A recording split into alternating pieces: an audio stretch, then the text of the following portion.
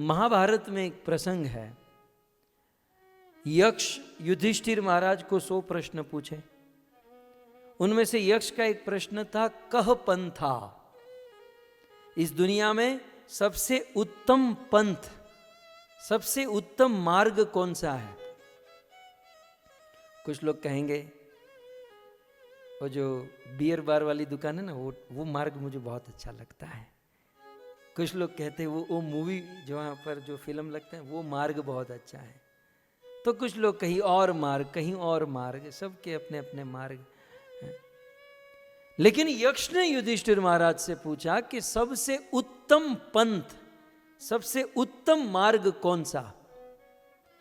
तब धर्मराज युधिष्ठिर ने बहुत सुंदर उत्तर दिया और शिल प्रभुपाद जी ने उसे चुन लिया, भागवत के प्रत्येक किताब में इस श्लोक को छाप दिया। श्लोक आपके सामने स्क्रीन पर आप देख सकते हैं। ये धर्मराज युधिष्ठिर यक्ष को कहते हैं, तर्को प्रतिष्ठ श्रुतयो विभिन्ना नको ऋषि यस्य मतम न भिन्नम धर्मस्य तत्वम निहितम गुहायाम महाजनो येन गतः स पंथा। कह पंथा, सबसे उत्तम मार्ग कौन सा? धर्मराज युधिष्ठिर कहते हैं, तर्को प्रतिष्ठ, सबसे उत्तम मार्ग, सबसे उत्तम पाथ, पंथ कौन सा है? यदि इस चीज के लिए तर्क करने बैठेंगे कि भाई तेरा मार्ग ये मेरा मार्ग है, तार्किक बुद्धि से किसी से हम शास्त्रार्थ करें, तर्क करें, तो कहते हैं तर्को अप्रतिष्ठ, उसका कोई रिजल्ट नहीं आएगा। उत्तम मार्ग को जानने के लिए यदि हम तर्क करेंगे तो उसका कोई जवाब नहीं मिलेगा, क्योंकि तर्को प्रतिष्ठ है। ठीक है, चलो तो श्रुतियों में पढ़ लेते हैं। तो कहते हैं श्रुतियों विभिन्ना, कितनी सारी श्रुति है, पराशर स्मृति, मनुस्मृति, ये स्मृति, वो स्मृति, कितनी स्मृति, क्या क्या पढ़ेंगे। सो तर्क का अंत नहीं और श्रुति बहुत सारी है।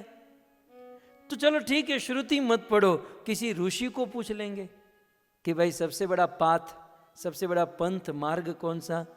तो कहते हैं न एको ऋषि यस्य मतम प्रमाणम, एक भी ऋषि का मत समान नहीं होता है।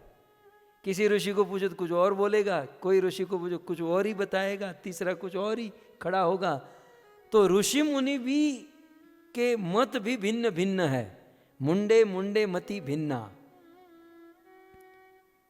तब धर्मराज युधिष्ठिर कहते हैं धर्मस्य तत्वम, यक्ष, हे यक्षो, मेरे सामने बैठे हुए यक्षो, धर्मस्य तत्वम, धर्म का तत्वम निहितम गुहायाम, बहुत गूढ़ है।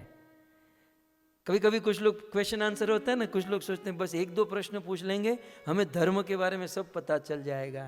नहीं, ये धर्म की बात 7 दिन में या 70 दिन में या 7 साल में भी कंप्लीट नहीं हो सकती। इसके बहुत एंगल है, बहुत सारी बातें होती हैं इसमें। ये आदमी के बस की बुद्धि की बात नहीं है, ये बहुत कठिन है, क्योंकि धर्म का तत्व बहुत गूढ़ है, रहस्यमयी है। तो अब तो फिर धर्म कैसे करेंगे? ये तो तर्क से नहीं हो सकता। श्रुति विभिन्न है, ऋषियों के मत भी अलग अलग हैं, और धर्म का तत्व बहुत गूढ़ है। तो फिर करना क्या है? हमें क्या करना चाहिए? बुद्धिमानी क्या है?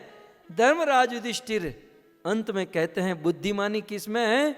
महाजनो येन गतः स पंथा।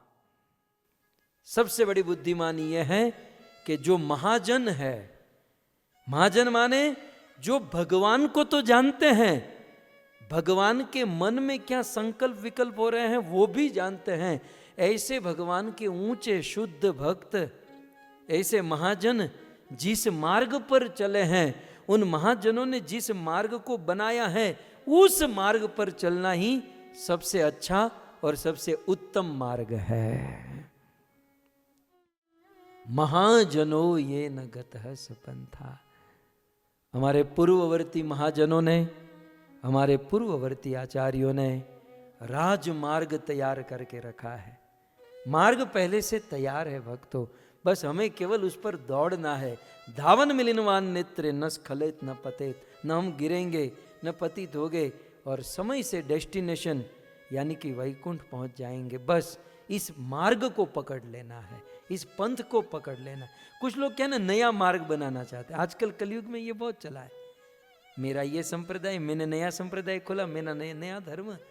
तो ये तो नया मार्ग बनाना कैसे? जैसे कोई खेत है, खेत, और खेत में जिस रास्ते से खेतों में से कोई होकर गुजरता है, बार बार कोई जाता आता है ना, तो वहाँ ऑटोमेटिक मार्ग बन जाता है, वहाँ चलना आसान होता है।